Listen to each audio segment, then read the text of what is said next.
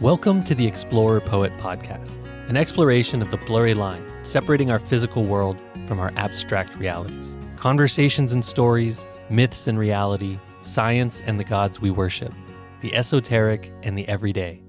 Come explore with me. Okay. Hi, Dylan. Welcome to the Explorer Poet Podcast. Hey, Josh. Thanks for having me. Yeah, absolutely. So I want to get into your story, but first, just to kind of throw out how I came across you. I've done a conversation like this with some people from the Joseph Campbell Foundation's Myth Blast newsletter. The last one I did was with Christina D. Let's call her Christina D because I don't want to butcher her last name. She's got a difficult name to pronounce. But so I came across your article or your post that you put together for them as well. And I think it's almost been about a year, maybe 10 months since it came out back in May of 2024. But just, the content of it, it's called Our Dance with Death. And you really kind of start off with the idea of the death tarot card. And so there's just a lot of symbology in there. And so that is, that particular piece and death is something that I think is interesting and we can get into. But first, I'm just curious because obviously you're into some esoteric things, you're into storytelling, the tarot. You're able to piece these different, these different mediums together, and a lot of it is very imagery rich, and so I appreciate that. So I'm just curious about your story. How did you come upon these kind of things? What got you interested? And did it start at a young age? When did it start? Yeah, so I think I've always been interested in storytelling. I think I was trying to date back to when that fascination or that enchantment first began. And I think it was my grandfather would have these campfire stories, we'd call them. And they were just little stories, kind of spooky. And he would tell these every year when all the cousins would get together. And I was so just blown away that he could remember them. I mean, I'm a little kid. They're not that complicated of stories, but at the time it's like, how does he know all these stories? And he could just tell them, sitting in that chair. And there was like this magic sort of, it was like, where is he storing this information? And then just pulling it out on a whim. And it always was so captivating. And I think that was whenever I started to sort of feel like I want to do that. And it wasn't so much a career I want to do it. It was just I want to be able to do that, like learning how to do yoga or ride a yo-yo or ride a bike or something. It was like I want to learn how to do that really cool trick, and be able to tell stories, seemingly by the seat of my pants, and entertain people. And so I think that's where it started, and that must have been. I mean, like I would have been, 6, 7, 8, 9. And so I think that's where that love of the communal storytelling, oral kind of culture aspect seemed really valuable and something even back then I felt like was important. So yeah.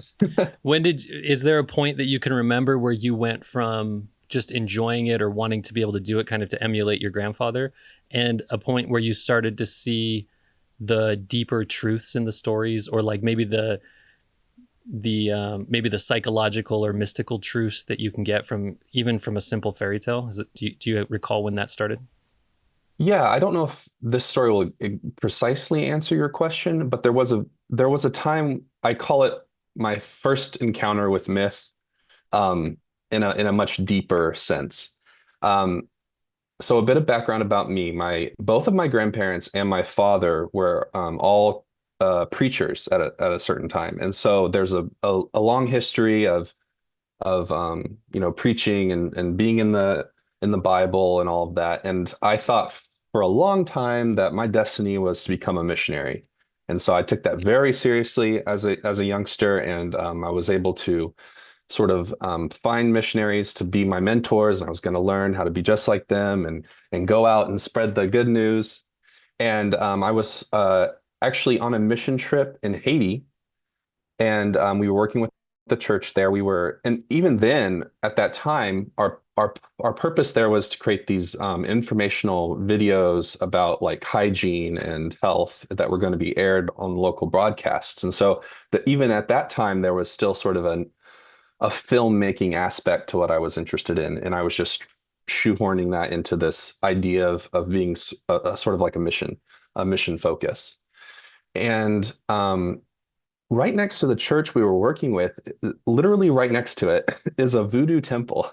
And the priest that was running that temple or working in that temple, I actually reached out to him and we started talking, and he took me into his temple, and I brought a translator with me. And I must have been maybe 17 at the time, so pretty young.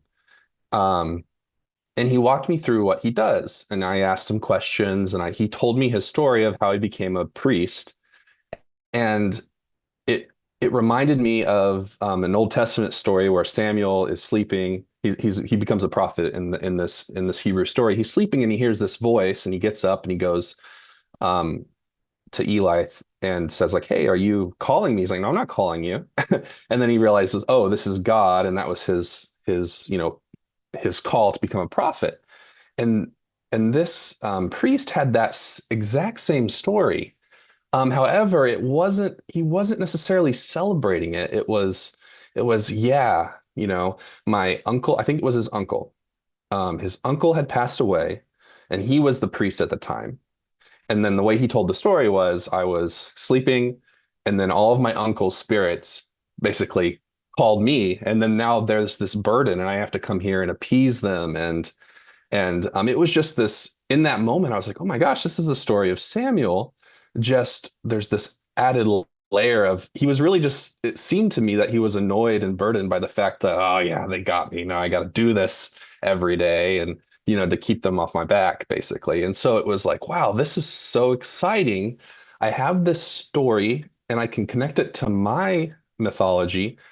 And I feel a kinship with this person who's, traditionally, diametrically opposed to the Christian faith, this voodoo priest. And I was so excited. And I went back that night to where we were all hanging out, the missionaries, and told them this story. And I was really surprised because they were kind of like, you probably shouldn't have gone over there. I was kind of lightly reprimanded for going over there. And I was really, really shocked and taken aback. And so not only was that, I think, my first encounter with myth as sort of this unifying force between two humans from totally different backgrounds, but it was also sort of my gentle ease away from a constricting sort of established um, religion that didn't have room for sort of that imagery and the symbology and the poetry in the text, but was really just enforcing a literalist prose, sort of viewpoint, which was very constricting. And so, it wasn't necessarily something I chose. It's more that it just chose me. And that was that first instance of, oh, there's something very powerful and hopeful and true that can, there's a collective essence throughout all of us, and we shouldn't be afraid to explore it. And if you're coming up from a background that says, this is our box and all other boxes are dangerous, don't even dip your toes in there, then you're in a box that's kind of afraid of whatever the truth is. And if the truth is ultimately what you're seeking, then you should be encouraged to dip your toes in as many boxes and put it to the test. So I think that was the beginning of that adventure for me. Yeah, I think that answers the question really well. I mean, that's got to be a pretty powerful experience. I too grew up in a religion that was very literalized. So I grew up Mormon or LDS. And so it was like very, very literalized to the point where like we were really doing this thing like building Zion. Right. And I find it fascinating that all these different cultures can produce very similar myths, whether it's Samuel in the Old Testament being called in the temple, maybe through a real voice or maybe through a dream or whatever it was. And then this, this priest or this guy who feels burdened by his calling in, did you say it was Haiti? Yes, Haiti. Yeah. It's interesting because it's almost, yeah, I think a lot about the literalization versus like the psychology of it. And if you've read enough Joseph Campbell, you've probably heard him say in his books plenty of times, like in The Masks of God, for example, he talks a lot about how literalizing myth actually strips it of its trueness. It strips it of its actual power to help you. Because the purpose of myth is a form of growth, or to help us mature, to help us, to become more conscious. And if you literalize it, it actually does the reverse. It puts walls up and it puts you in this little box where you can only believe that thing, and only the things inside that box are true. But the fact that all these different people in all these different cultures and all these different times and epochs, they're having a similar experience. The same stories are bubbling up inside of them, or the unconscious is speaking to them in the same way. It's almost like magical. It's like so much more. It makes life so much bigger and the universe so much more interesting. And I often think about it in terms of, I'm curious to hear what you have to say about this, but I often think about it because people who want to be apologists for Christianity, a lot of the times they'll ask that question, like, if the flood myth isn't true, then why does every culture around the world have a flood myth? And I guess in my simple understanding of it all, I would say it's because we're all humans and we all have the same genetic makeup, and these stories, these archetypes, these like mythical arches, they're like built inside of us. It almost seems like they're encoded inside of us because it's the way that we've ever discovered to think about bigger issues. Like when it comes to, I read your article about the legal system and story. And so when it comes to very minute little things, we can like rationalize through them. But when it comes to really big picture stuff, stories is really all we have. And I think it's because it's encoded inside of us. I'm curious to hear what you have to say about that. Yeah, I mean, shoot, that's a whole, I'm just so excited about those ideas that you brought up, so I could talk forever. I'll try to keep it short. No, go as long as you want. Yeah. One of the things that I'm really interested in personally is, you can throw Campbell at someone and say, "Hey, read this," and that's a monumental task. Or you can throw Jung, or some other, maybe Marie-Louise von Franz is also great. I love her work, but it's so dense and opaque and esoteric, and you're like, dude, I don't have time to read this. And then if I read it, I'm not even going to get it, And that was, I remember stumbling through Campbell, and some of those other people, and it probably took 3 or 4 books before things started clicking. And I was just doing it because I knew there was something important about what I was reading, but none of it made really any sense to me. And that was probably just, I was trying, and I knew I needed to make sense of it. And so I think my goal in this life, time, one of my goals is just to figure out a way to turn these huge ideas into very common pedestrian terms and get rid of the academia and the fluff, and try to parse it down to exactly what it is. So I'm going to attempt to do that now, with what myth is. And I think this will bring in, our conversation about symbols and imagery. But I think the definition that I feel comfortable landing on, at least for now, maybe I can simplify it further. There's a danger in simplifying things too much too, because then you're reductionist. But I think myth is a metaphor that points to a truth that we can experience, but we can't explain. And that's frustrating. So myth is a metaphor, and you might say, okay, that's lovely. Well, what's a metaphor? I think perhaps a metaphor is a symbol or a constellation of symbols. And you're like, okay, great. Well, what's a symbol? Well, I think maybe a symbol is a snapshot of an experience. And then to further abstract from a snapshot of experience, usually an image, you can then have poetry. which is word pictures that sort of allow and experience truth to live behind the words. And then the further extraction from poetry would maybe be prose, which is where we're ending up in the literalist, the explanation of the idea, or a biography or a history. Um, and so when you strip the poetry from the prose, you end up having something that doesn't breathe life into the person reading it, if you're not able to also view the poetry. And then once you learn to view the poetry, you can sort of start to learn to view the images. And then you get to work all the way back to metaphor and myth, which then allows you to experience an experience that you can't explain. And except through a metaphor. And so you really have to learn to, at least for me, I had to learn how to absorb enough metaphors to start to get it. And it wasn't necessarily by reading The Hero with a Thousand Faces, because for me, at least personally, that was just explaining a system and a pattern. It wasn't until I started reading The Masks of God where I got to actually sit with the source material, where I said, oh my God, this is making so much sense. And so there's something there getting directly to the myth. Now, the danger in what we've done with a lot of religions, when we start to take them literally, or we start to mistake the myth for the experiential truth. If I point at the moon and I say, that's the moon, look at my finger, and then they think, oh, your finger's the moon? No, no, no, the moon's up there. I can't actually get us up there, but it's over there. But don't mistake the moon for my finger. It's kind of like that with myth. Okay, the myth can get us to an experience we can't explain, but don't mistake the myth for the truth, or it's the penultimate truth. It's the thing that gets us to the experience that we can't explain except through a metaphor.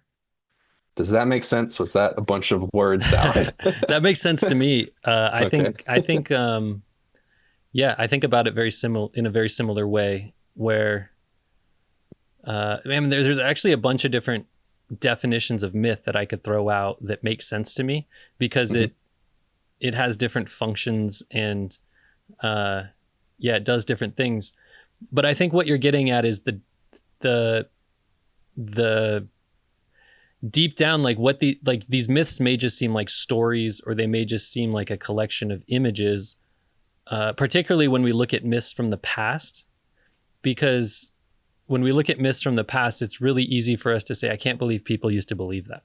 It's so silly, because they just look like stories, and obviously stories that aren't real, literally real. But then to look at our own world and to realize that we're all enmeshed in myths that we're not aware of, we're gonna be in the same situation as, say, the ancient Greeks are now, where it's at some future point, people are gonna look back at us and say, I can't believe they believed money was so important. I can't believe they worshipped power. I can't believe, they thought that I can't believe that patriotism and like nationality was such a strong myth for them. Because at some point, they're like, everything that we believe is going to be shown to just be a story. And so I think that working backwards that way, like you described, through the actual myth and the images to some form of presenting it, which would be poetry, as you mentioned, or another way of thinking about that is just the stories, the fairy tales, the fables, and the characters. Like, there's got to be a way to present it. The real challenge comes in that accepting it, and how you accept it. Is it going to be literal, or are you going to see that these are just, the bubbles coming up from our unconscious that are saying, this is how we've best construed the world today? And did you have something to say? No, totally. I mean, I could go on forever, so I'm trying to hold my tongue a little bit here. Yeah. But the thing that I was thinking was, if you ask a writer, hey, what are you writing about? You're working on a project. What's it about? And then they really struggle to tell you what it's about because it's about something you can't explain usually. It's like, oh, well, here's the plot, but it's not really about the plot. It's really about, I want to explore this idea, this feeling, this thing. And it's because you can't put that into words. And so they're struggling what you're really asking them is, hey, what metaphor are you working on? And then it's hard to explain a metaphor if you haven't figured it out quite yet. So, um, and then of course, then they're like, what's your book about? And it's like, you have to read it because you have to experience the metaphor for it to make any sense. Um, and so it's just, I think that kind of ties into what we're talking about here too. Yeah, absolutely. And as a writer, I also, that side of it where somebody's asking you what you're writing and what you're working on. There's another aspect to it for me that is like, it makes it really painful to try to talk to people about what I'm working on. And it's that I feel as if, and maybe you have the same experience, I don't know, but I feel as if I have a certain energy inside of me that wants to tell a story.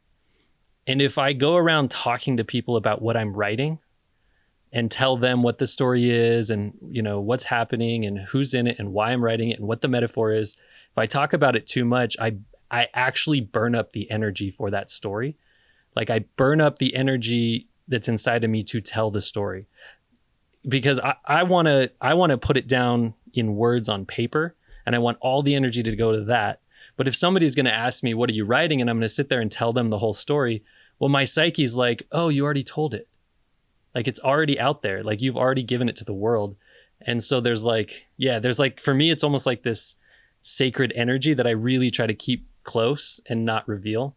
When people ask me, I basically just give them a category. I say like, I'm writing a novel, literary fiction, and just kind of leave it at that.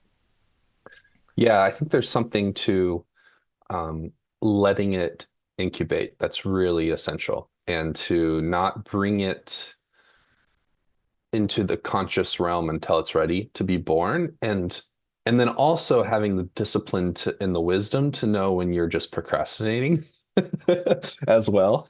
Yeah, um that we could get into like the role of the ego and putting your butt in the chair.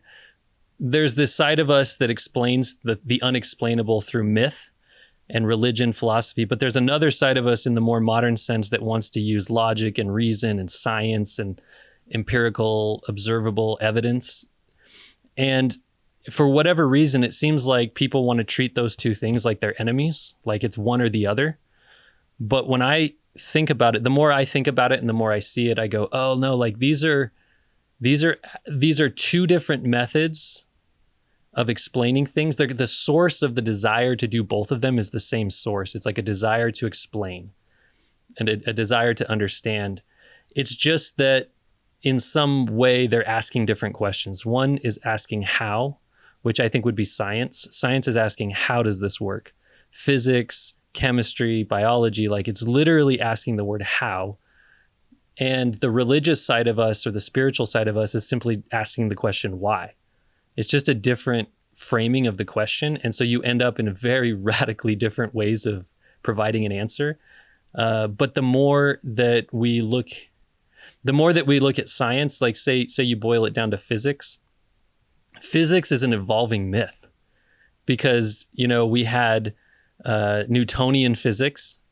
And at the time it made sense. Gravity was what we thought it was. We were able to use it in a lot of useful ways. And then eventually we got a new myth, through Einsteinian physics. And that looked really great at the time. We were able to do amazing things. We were able to do very dangerous and destructive things with that technology. But today, more and more, we're realizing that it's not a complete myth. And so now we're looking for, other options, string theory and quantum mechanics. And the point I'm making is that whether it's stories through myth or whether it's math, it's just a language that's used to explain things that we still haven't fully understood. And I think they come from the same source. yeah, I think I in general really agree with that sentiment. um yeah, because there is gravity as a concept that we've chosen to believe, and then there's the experience of falling, and I think those those come from the same source of this force exists, but they're different. And and and at least me personally, I'm interested and sharing the experience of falling versus explaining how one become is able to fall.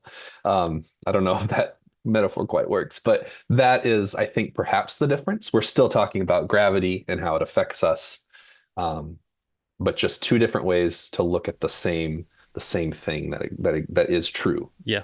Yeah. From a Jungian perspective, I almost see that as like the two halves of life, where the first half is like you're trying to figure out how it all works. And then the second half you're like, "Oh, throw that out. I just want to experience it. I just want to Yeah, like dive into it, you know." I don't know how old you yeah, are, but I turned 40 this year, and so I'm like right on that precipice, and I'm really glad that I came across all this Jungian stuff, the Joseph Campbell stuff. A bunch of writers, you know, like you mentioned uh, von Franz, and I also really enjoy people like Mircea Eliade and Karen Armstrong. It's just there is a there like the collection of all this information is like it really gets you to a point where you go, oh, maybe suffering really is like this Eastern view where it's like you're just thinking about it too much, and life should just be lived. Just throw yourself into it. But yeah, yeah. yeah, are you do you still consider yourself a Christian, or how do you think about that? You know, I think the answer to that is yes. Um, I think the answer to that is yes. What is interesting is that does not mean that I am whatsoever closing any sort of door or, you know, there's there's truth. The truth is true. The experience of the truth is true. And I'm not afraid to experience that truth. And the myth, the Christian myth for me is potent. It's powerful. I grew up with it my whole life. And one thing that's interesting is by diving into these other mythologies and religions and learning, picking up symbols from all around the world, they're instantly applicable to the myth that I have chosen. You know, I could bring them back and read through the text again and see the whole world opens up in so many different ways that it wouldn't have opened up before. And so there's a real there's a real beauty um, to being open to learning from these other traditions and these other places. And so, and and it's a matter of faith at the end of the day too, you know. And so and that's why I say yes, I'm a Christian. And that's because I guess I've chosen to be one. You know, and to stay true to that because you know, good theology helps people, bad theology hurts people, and I'll be dedicated to pointing out when bad theology is harmful. And literalism and exclusivity and putting things in boxes is harmful. And so therefore there must be, you know, a more poetic way of looking at this to look, if there comes a time when my faith no longer breathes life and causes pain, then I'll happily walk away from it, you know. Now, there's countless examples of where that has occurred. Um, but that's because they're not, but that's been perpetrated by people who are not willing to be humble and look at it from a poetic, mythical perspective, and instead are sort of enforcing a literalist, prosaic ideology onto a living thing, um, or worshiping the living or worshiping the myth instead of what it's pointing to. And you know, and that's a hard line to parse out and discuss, but I think that's where I am today. Yeah, well said. I would say, like growing up, I grew up in this very literal religion, and it's funny because as a Mormon person or as an LDS person, every Mormon considers themselves a Christian, but the broader Christian world doesn't consider Mormons Christian. And so I grew up thinking I was a Christian, and it wasn't until you know the you could call it my apostasy, but it wasn't until, like the images fell away from me. They no longer had a control over me. And I went through a similar thing that you described, where you went out and you explored a lot of different faiths and a lot of different myths, both modern and ancient. And I also, it was the first time I really dove into the science side of things and how that was all explained. And it was interesting because that's about the time that I realized, like, oh, Mormons are not Christian in the way that the Christian world is Christian, simply because of the idea of what it takes to receive the saving power of Jesus and his atonement. But what I came to realize, like, it took me a long time. Like, I'm about a decade into this now, and it took me a long time to realize that two things. Like, one is what you said. It's about faith, and it's about choosing your beliefs. And so a part of me is, like, to look at the Christian myth and to see it for what it really is, not to take it so literally, but to see it as the most evolved version of a myth that we have, that is pointing towards the most compassionate, empathetic, moral person that's ever existed. Somebody who sacrificed themselves despite their goodness, was willing to still take on all the badness of the world. It's like, it seems to be the most powerful, loving myth that we've, as a human species, have been able to come up with. Like, we've evolved to that point as myth makers.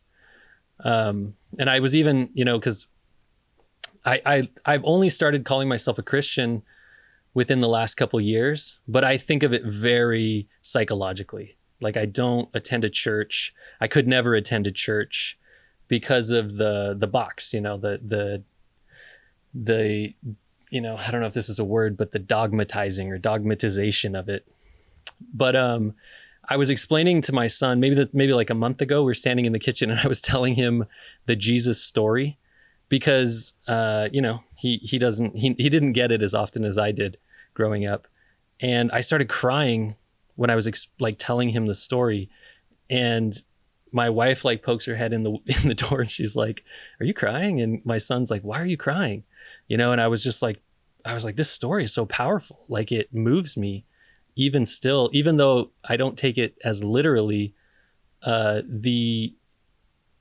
Even understanding that it evolved from past stories that weren't so compassionate.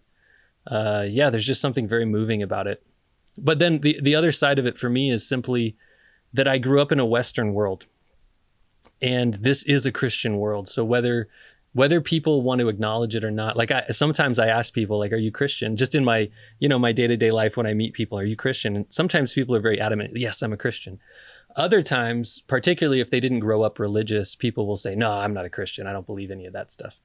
But at the same time, they believe in things like equal rights and loving their neighbors, and that service is a good thing.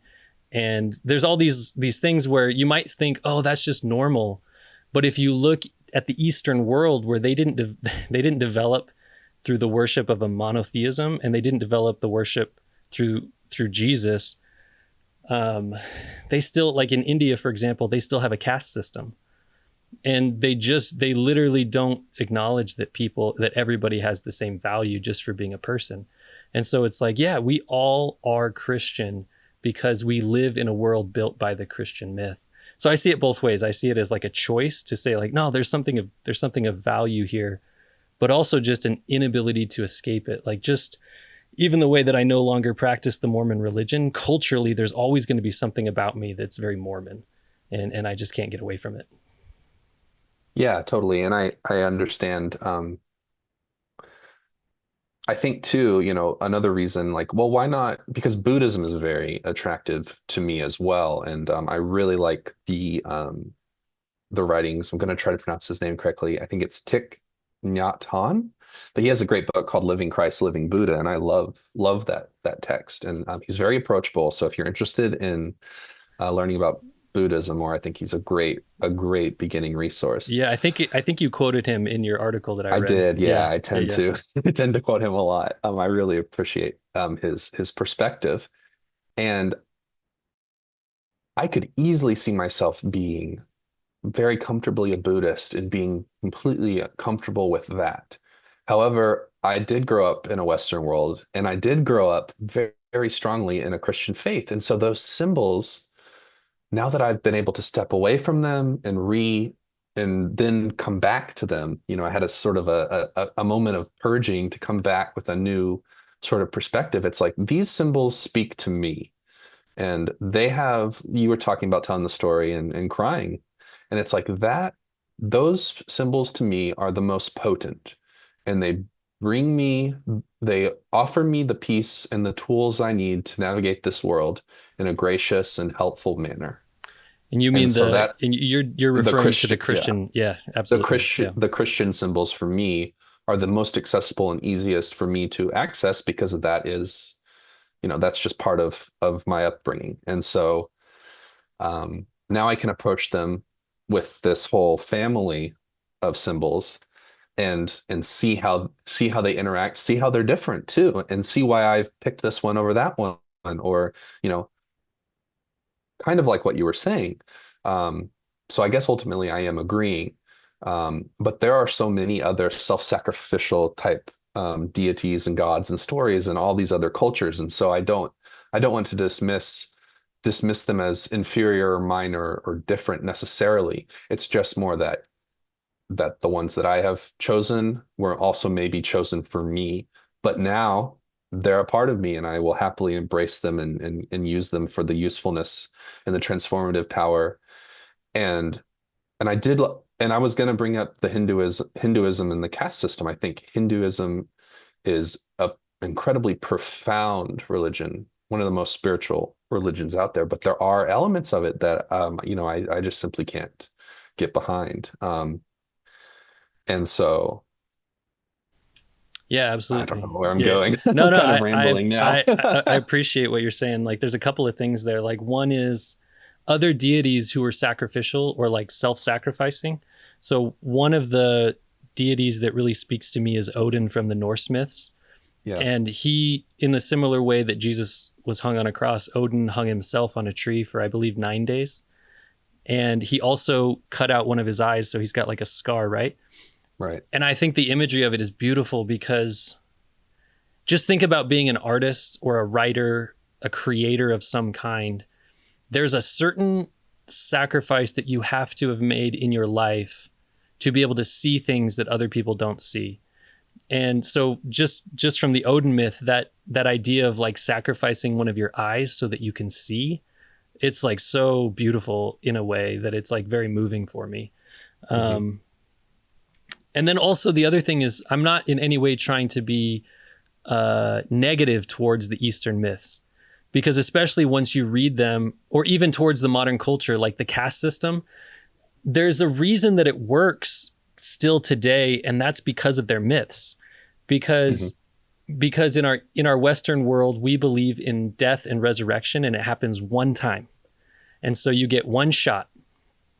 But there's something really actually beautiful about the Eastern myth of reincarnation, because it's actually just a cycle.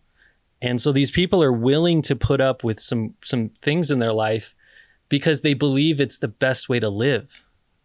And so Right. if they were not to accept that, they go against that system, they're going to miss out in their reincarnation. Right. And so yeah, like once you see it for what it is, you don't want to cast shade on it at all, you know? Totally. Yeah. Um, Yeah, go ahead. you brought up the legal article, and I was thinking just before we talked today, about you brought up fairy tales, and we haven't talked about them yet. And I was thinking of a fairy tale in a court case that I wanted to bring up because I think it's fun to think about. Yeah, Um, I'd love to hear it. so you've got the O.J. Simpson case and the classic Johnny Cochran mantra, which is if the glove don't fit, you must acquit, right? If if the if this glove does not fit the defendant, then he is not the murderer. And I'm thinking about our ideas of the way we dress and how we present ourselves, and we have uniforms, we wear masks, and for certain things. And so right now, it's is this person a murderer, can they wear the costume of a murderer? And I'm thinking back to the fairy tale of Cinderella. And, does the shoe fit the princess? If not, or, this isn't the true love character. And in the original, what's interesting is the two evil stepsisters. They in the original story, they're like cutting off their toes and their heels to try to fit into the shoe. And there's these little doves that Cinderella's befriended earlier, and they're whispering, they're saying, "Oh, there's blood in the shoe. The shoe is too small. This isn't your true love. Keep looking." And so whether I highly doubt Johnny Cochran was told his law clerk, like, go find me all the fairy tales so we can figure out what we need to say here. But I think he was able to tap into a collective unconscious that was saying, you know what? This glove just simply doesn't fit. This does not fit our collective intuitive experience of slipping into the role of an archetype, of a character. And so regardless of the facts of that case, it was sort of a lightning bolt, a thing for everyone to hold on to and say, oh, Cinderella's glass slipper does not fit the evil stepsister. So that evil stepsister is not Cinderella. We just flip it around. It's like, anyway, I don't know. I was just thinking about that and thinking about symbols and how they're so potent and also incredibly simple and, but still powerful and intuitive. Yeah, I think that's cool. Like, I often think that there are stories that for whatever reason stick around and they get retold and retold in various different forms. Probably the two that I speak to the most are like the story of Osiris and Isis from ancient Egypt, where it's a man and a woman, and the man, for whatever reason, is cast out, or in Osiris's case, he dies. And then the woman has to go find him and bring him back, like put him together and bring him back. And in a sense, it's like it's another version of like the Adam and Eve story in the Garden of Eden. But in our modern world, it's like the story of the Lion King. It's the exact same story, and where there's a death with Mufasa, and then Simba feeling like it's his fault. He's cast out, which in a way is like his own death. And he's off, in this underworld, not doing anything until the woman of his life comes back, gets him to put himself back together so he can come back and avenge his uncle, who's his father's brother, just like Osiris came back and avenged, Set, who had killed him. And from that, Horus is born. But what's interesting is like how we maybe we don't even see how that story's playing out in our everyday life. Like, it's not just the narrative and the context, whether it's in ancient Egypt or like modern Disney stories. It's not just the context. There's like an underlying truth about the reality of our existence that connects us with that. And a lot of times I think it's unconscious. And I think having gotten to the ripe old age of 40, I've been married for 16 years, and I see a lot of my friends who have been married for a long time or working on marriages or relationships. And there really is this sense that like that women in our Western society need to put their men back together, or need to like do something to their men so that they will rise to the challenge and be, come back and avenge the lives that they lived when they were younger. But there's in a real sense, there's not a conscious acknowledgement of what the myth is saying. It seems to resonate somewhere unconsciously. So like maybe to give a more, I think Peter Pan is the same way. And to say it really quickly, I think that the going interpretation of why people love Peter Pan is this idea that you can be young forever and you never have to grow up. And I think that that's, there's like the psychological term for it, like Peter Pan syndrome, which plays out a lot in our society. But I think there's a deeper piece to it that our unconscious is picking up on, which is the reason that Peter Pan is there with his lost boys, and the reason that they are lost boys in this place where you never grow up, and it's because they don't have mothers, and there's a tyrant in their life who's trying to rule over them. And so there's like these these deeper things, right? So maybe an even more simpler example is like The Godfather. Everybody, especially men, they really like The Godfather because of the bravado, the toughness, the kind of like the back and forth, the strategy, all this stuff, the characters, it's all cool. But if you really look at The Godfather, it's the deeper story there is a traumatized family that's got a traumatized family structure where there's a guy at the top and everything is about him. And then there's these different characters who are his sons who are trying to figure out their place in that structure. And the one son who's like really the most intelligent and the most capable, he's the one who sees that he doesn't want to be part of the structure. He's like, I want out, you know, and that's Michael. Right. And unfortunately, he doesn't get out. He becomes his father. And so he doesn't break the cycle, he repeats the cycle. And in the process, he like kills off all of his brothers or they get killed. So I just think that those are just some high level, like quick examples of how I think there's a reason that stories stick around and that they really resonate with us. And a lot of times we confuse the reason for like some kind of entertainment value or enjoyment, when really I think there's a deeper psychological connection being made. Yeah, I agree that there is, and I think it works on us from right from the get-go, and if we're not conscious of it, we'll never know. We'll just think this is a movie I really like. I don't know why. Um, but thinking about the Peter Pan story and then the general idea of dying and going back to the idea of death Yeah, as sort of we a should. symbolic. That's a good circle back around, because we should get Yeah. back to your article or your myth blast about death. But yeah, go ahead. Um, I start that article out talking about the sort of the traumatic experience of being born, and then thinking about moments in my life where I feel like I'm panicked and I feel like I'm going to die, because I don't want to do this thing, or I don't want to take this courageous step into a new life. And I think part of that is I wonder if it's like, you know what, part of you is going to die, and that's okay.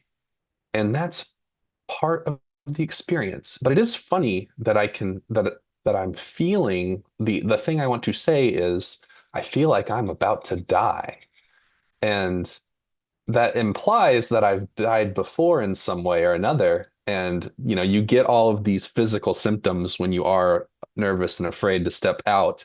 Your breathing speeds up, you get panicky, maybe you break out into a rash. Like there's things that happen to you physiologically, even though really it's all in your head.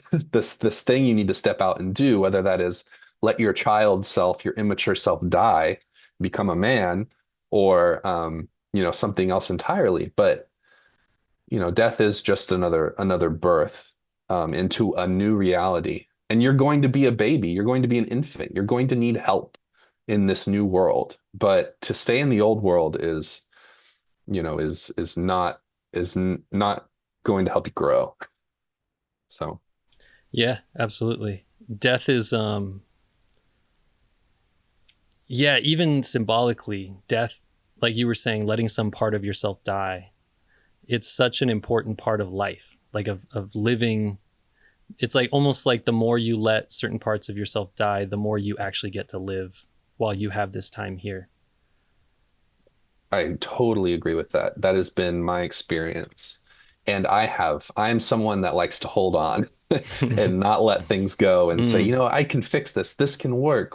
I can do it all, and it's like, no, it's time to let this go.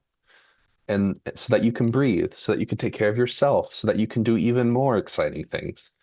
And that is always a painful experience. But the more you practice dying, the easier it gets, and the more things you can do, the more lives you can live, I guess, is a way to see it. And that has been the case for me, and I've learned slowly but surely to die with a little more grace. Um, Yeah, which well said. the Lawrence, I think it's Lawrence. I get his name wrong every time, but there's a poem I reference in the article several times, and it's a poem called "The Ship of Death." And we've all, I've at least I've heard of the Dylan Thomas poem, like "Don't go gently into that good night." That's something a lot of us have heard, and I think that that is sort of the, and that's written by a very young, that's written by a young, a young artist, ready to take the world by storm. Whereas when Lawrence wrote The Ship of Death, he was almost literally on his deathbed when he wrote that. And he just wanted to have a strong heart and create a vessel for himself to go gracefully into the next chapter. Whereas this younger Thomas was writing about, don't go gently into that good night, rage against the dying of the light. And it's two approaches to getting to that threshold passage. And I'm just starting to adopt the ship of death um, perspective, slowly but surely, Yeah. because raging against the dying of the light is really not has not been good to me. But Yeah. So this is maybe one of those topics when you start thinking about Christianity again, and death, right? So in the Christian myth, you die once and then you're resurrected. And I think that if you think about it literally, I think that the Christians who take everything very literally, at least in the world that I come from, they never think about death. And when it start like I've started to see it in people, like older people in my life, when death creeps up, they are so overwhelmed by it and they're so terrified by it. And it's like this realization for me that, oh, they never thought about it their whole lives. They always literalize the myth. And so this life was this life and the next life will be the next life. But as they get closer to it and haven't thought about it, they haven't, like, I don't know, they haven't let parts of themselves die. They really struggle with it, literally, like their psychology. And in this sense, I, having left my religion felt like a death for me. And I've had a couple of other cycles like that. And so, in a sense, I do think that the Eastern myth around reincarnation feels more correct to me, where you do get to die multiple times and come back. And every time you go through it, like you're saying, you can do it more gracefully. You start to, I almost think about life as this big spiral that goes around and around. And the same thing, you're going to go through the same things over and over and over throughout life. But hopefully your spiral is like gradually moving upward so that you have a different angle to look at the things you're experiencing. And as you go through, like, hopefully those deaths can be more graceful and the rebirths can be maybe a little bit quicker, or you can see what's happening, you can see what's coming. And so rather than resist, you can just kind of relax into it and just accept it. yeah, yeah. You know, I'm not myself personally not entirely sure about what to make of the concept of eternity or heaven or those kinds of things. Um, you know, Jesus talks about, the kingdom of heaven is here right now, and it's present and it's with us. And if you adopt this kind of state of mind, you can access it, which is very Buddhist too in a lot of ways. But I think, I don't know. We can't know. We can't know. Um, but I do think that there is a sort of a heaven or an eternity that we can access right now.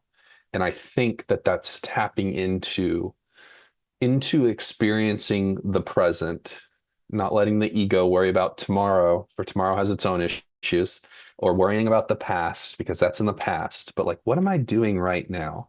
And then that's where you can get into things like meditation, and that becomes a very Buddhist idea. But it's about experiencing experience and sharing in that collective experience that we all have access to instantaneously if we choose to, kind of, as you said, just chill out and let things be as they are.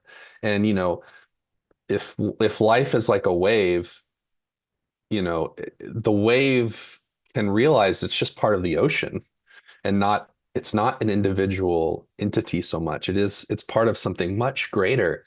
And that perhaps maybe is eternity, is the kingdom of heaven, is, Brahman or whatever it is. These concepts of that ultimate truth, that thing that lives in us and outside of us, and that we're all a part of. And I think for me, myths, metaphors allow, a gentle point towards that instant, eternal pool of water that's right here if we just choose to kind of touch it and dip our toes into it.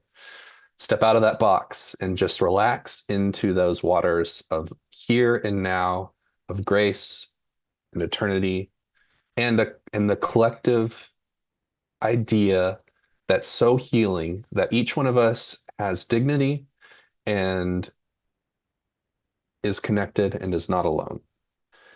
And that's where I think art plays a role in reminding us that we are not alone. Here's a metaphor for an experience that I've had. And if you've had it too, then you'll know you're not alone. And I think that's really truly what art making is, at least for me, that's what it's about.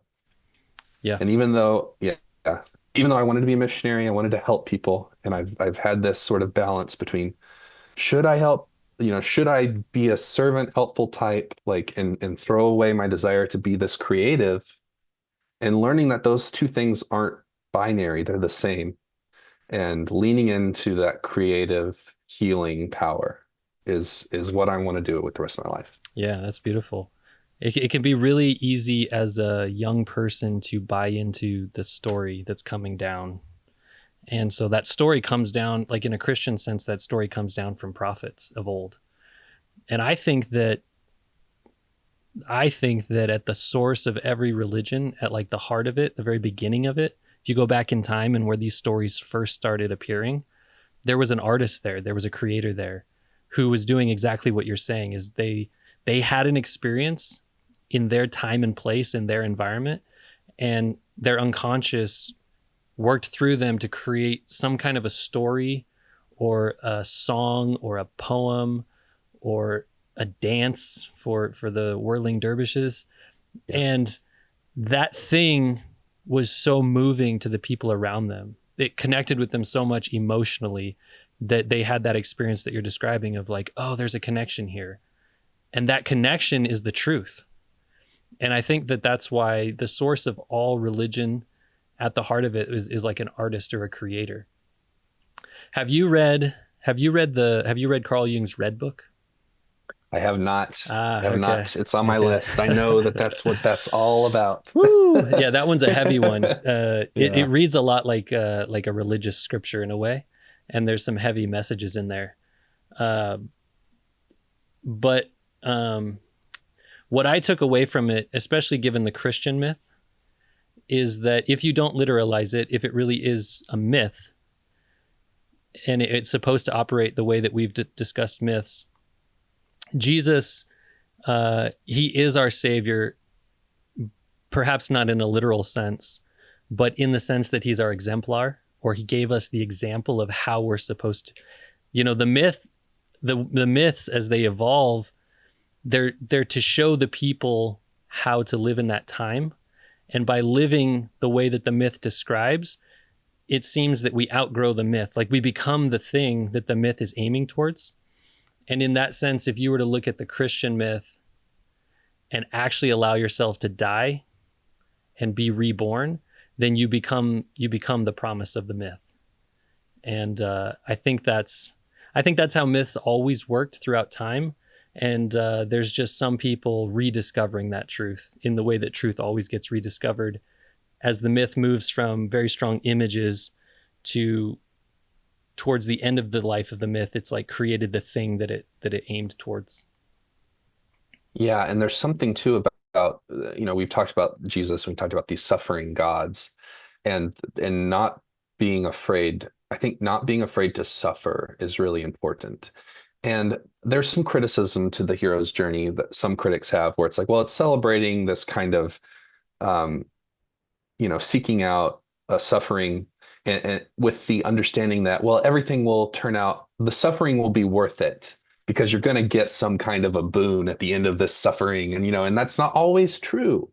And some people think that, or the criticism is, well, you're subscribing to this idea that if you suffer through it, you'll come out the other end stronger or better or whatever. And sometimes that's simply not the case. And so, but what's interesting is, let's say that all you have at the end of your suffering is the experience of the suffering. There's still the experience, and you can still use that to connect with other people and to empathize on a deeper level than I'm sorry you're feeling that way. Instead, you can say, oh, I've been there. And right now I'm working in the game industry, and it's very it's there's a lot of upheaval right now. I have a lot of friends that are unemployed or who are struggling to figure out what to do next. And I had just gone through a chapter of that myself. It was it was awful. And I had a lot of physiological issues with just the stress and the anxiety, and just lots of problems. And I came out the other end and I was like, God, what was all that for? But now, at the very least, I have that suffering, I have that experience, and I can go to people who are experiencing it right now. And I can say, you know, whatever value there is in that, I even had someone talking about this rash that was breaking out. And it was like, oh, I had that same thing. This is what I did to kind of help cool it off, and it's like, just try to breathe, get this kind of a tea, stop drinking coffee, like just to get you through this horrible chapter in your life. I can help ease that suffering because I was there. And at least for me, that's enough of a boon. Um, no, I didn't come out the other end some awesome victorious story. I'm just here surviving. But I think that even in suffering, there's a connective experience that you can turn into something that can heal someone else or make their suffering just a little less because you were there too. Yeah, and that to me, it strikes me as a much more valuable boon than fame and fortune or whatever people want to literalize the myth as. That's Right. the real boon, right? Is connection with other people, and your ability to take suffering and survive that suffering and turn it into something beautiful. That's what you have in common with every hero who's ever come back with a boon, and I think that's beautiful. Dylan, I really appreciate this. This was awesome. If aside from the Joseph Campbell Foundation's Myth Blast newsletter, are you putting out any other content that we can point people towards? I'm not super big on the social media scene. But I probably will try to swing around and shoot out another JCF Miss Blast in the future. Would it be cool if I pointed out some really cool creatives that I think people could check out if they're Yeah, interested? And yeah, absolutely. yes, so the first one, two of them are solo game dev people. One is Dwight Davis. He's got a game called Hello Again, and it's on Steam. So if anyone's interested in sort of a puzzle time loop game, you can add that to your wish list. It's a solo dev. He's really cool, awesome guy, and I just wanted to shout him out. And then also Ellie Hebling. She's working on a game called Rat, and you can follow her on Instagram or TikTok at studio.housetree.games. And I'm working with her on some of the narrative in that game, and then as well as some of the other aspects. So that's a really cool project coming down the pipe. And if you're into documentaries, Davis and Giacomo, they have a website called paradoxical.com. And if you ever feel like your life is boring and you need to find an interesting friend, go find a documentary friend because they'll have insane stories, and you'll end up doing so many crazy random adventures. So go find a documentary maker and go make friends with them. But their website is called paradoxical.com. It's sort of a documentary curation website. They're trying to expand it into actual live events where they bring in the filmmakers and the subjects of the film, and they talk about documentaries and how to change the world through telling people's real stories. And I think they're a really cool team. I just really want to support them, and I think they're awesome. Okay. Yeah. Awesome. So yeah, That's very kind of you. Appreciate it. All right. Thanks, Dylan. thanks, Josh. Yep. Bye.